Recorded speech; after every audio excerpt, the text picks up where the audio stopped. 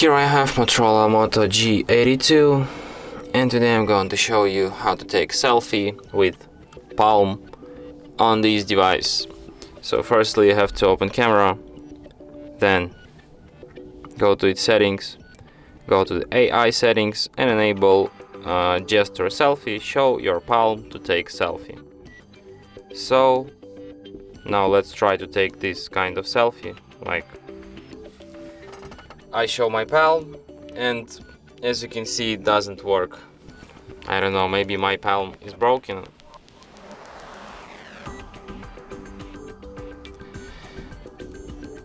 I don't know, maybe there's a problem with my palm.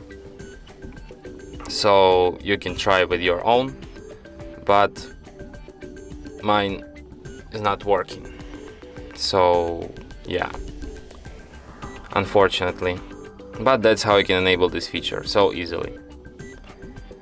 And that's it. Thanks for watching. If you find this tutorial useful, don't forget to hit that like button and subscribe to our channel.